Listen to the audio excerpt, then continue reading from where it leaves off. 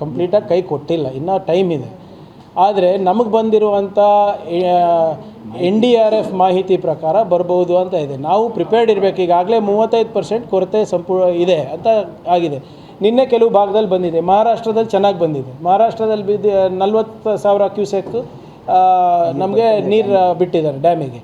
So ನಾವು ಆಪ್ಟಿಮಿಸ್ಟಾಗೇ ಇರೋಣ, but preparedness ಇರಲಿ ಅಂತ ಅಷ್ಟೇ. ಇಲ್ಲ, ಕರೆಕ್ಟ್ ಇದೆ, ಅದಕ್ಕೆ ಪ್ರಿಪೇರ್ಡ್ನೆಸ್ ಇದೆ ಅಲ್ಲ ಇವರೇ. ಇನ್ನೂ ಸಮಯ ಇದೆ ಬಿತ್ತನೆಗೆ. ಇನ್ನೂ ನಮ್ಮ ಭಾಗದಲ್ಲಿ ತೊಗರಿ ನಾವು ಇನ್ನೂ ಬಿತ್ಬೋದು, ಇನ್ನೂ ಟೈಮ್ ಇದೆ, ಜುಲೈ ಎಂಡ್ವರೆಗೆ.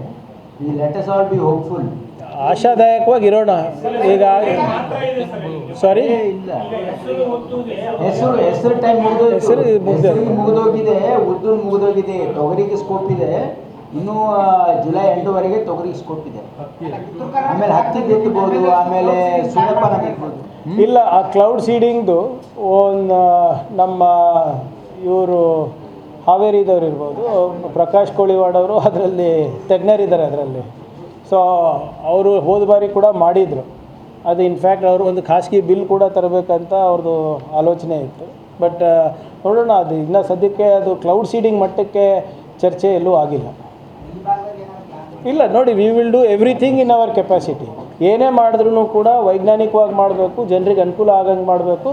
ಅದನ್ನು ಪ್ರಾಮಾಣಿಕವಾಗಿ ನಾವು ಮಾಡೋಕ್ಕೆ ಪ್ರಯತ್ನ ನಾವು ಮಾಡ್ತೀವಿ, ಅದರಲ್ಲಿ ಎರಡು ಮಾತಿಲ್ಲ. ಈಗ ಕಳೆದ 3 ವರ್ಷದಲ್ಲಿ ಸಾವಿರಾರು ಕೋಟಿ ರೂಪಾಯಿ ಕ್ರಾಪ್ ಇನ್ಶೂರೆನ್ಸ್ ಬರಲಿಕ್ಕೆ ಕಾರಣಭೂತರಾಗಿದ್ದಾರೆ ನಮ್ಮ ಅಧಿಕಾರಿಗಳೆಲ್ಲರೂ. ಹಿಂದೆ BJP ಅವ್ರ ಕಾಲದಲ್ಲಿ 22 ಕೋಟಿ ರೂಪಾಯಿ ಮ್ಯಾಕ್ಸಿಮಮ್ ಬಂದಿದ್ದು.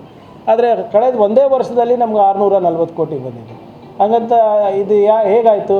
ನೀವು ಯಾವಾಗಲೂ ನಮಗೆ ವಾರ್ನಿಂಗ್ ಕೊಡ್ತಾಯಿದ್ವಿ, ನೀವು ಯಾವಾಗಲೂ ನಮಗೆ ಹಿಂಗಾಗ್ತಾಯಿದೆ ಹೆಂಗಾಗ್ತಾಯಿದೆ ಅಂತ ಮಾಹಿತಿ ಕೊಡ್ತಾಯಿದ್ರಿ. ನಾವು ಅಧಿಕಾರಿಗಳಿಗೆ ಟೈಟ್ ಮಾಡ್ತಾಯಿದ್ವಿ. ಇವತ್ತು ರೈತ ಸಂಪರ್ಕ ಕೇಂದ್ರದಿಂದ ಹಿಡ್ಕೊಂಡು ಇವತ್ತು ರಾಜ್ಯ ಸರ್ಕಾರದ ತನಕ ಎಲ್ಲರ ಪ್ರಾಮಾಣಿಕ ಪ್ರಯತ್ನದಿಂದ ಇವತ್ತು ಸಾವಿರಾರು ಕೋಟಿ ಬಂದಿರೋದು ಸತ್ಯ ಇದೆ. ಸೊ ಇದರಲ್ಲಿ ಯಾವುದೇ ರೀತಿಯಾಗಿ ನಮ್ಮ ಪ್ರಯತ್ನದಲ್ಲಿ ನಾವು ಆಲಸ್ಯ ತೋರಿಸೋದಿಲ್ಲ. There will be no stone left unturned. ಬಂದಿದೆ. ನಾಳೆ ಮುಖ್ಯಮಂತ್ರಿಗಳು ಅದ್ರ ಬಗ್ಗೆ ತಮ್ಗೆ ವಿವರಣೆ ನೀಡ್ತಾರೆ. ಬಂದಿದೆ, ಅದು ಮಾನ್ಯ ಮುಖ್ಯಮಂತ್ರಿಗಳೇ ಎಷ್ಟು ಬಂದಿದೆ, ಏನು ಬಂದಿದೆ ಅಂದ್ಬಿಟ್ಟು ನಾಳೆ ತಮ್ಮ ಜೊತೆ ತಮಗೆ ಮಾಹಿತಿ ನೀಡ್ತಾರೆ.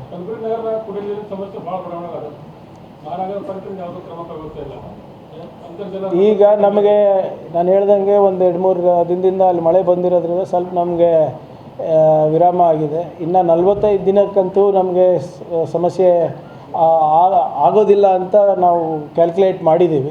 ಬಟ್ ಅದನ್ನು ಕೂಡ ನಾವು ಭಾಳ ನಿಗಾ ವಹಿಸಿದ್ದೀವಿ ನಾವು ಅದನ್ನು.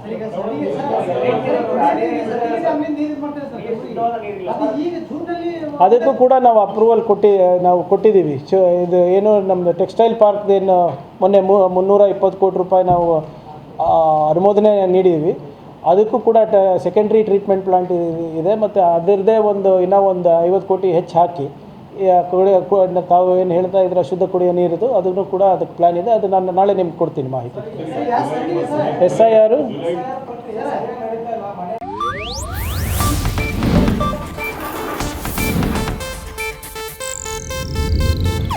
ಇದು ಏಷ್ಯಾನೆಟ್ ನ್ಯೂಸ್ ನೆಟ್ವರ್ಕ್ ಪ್ರಸ್ತುತಿ.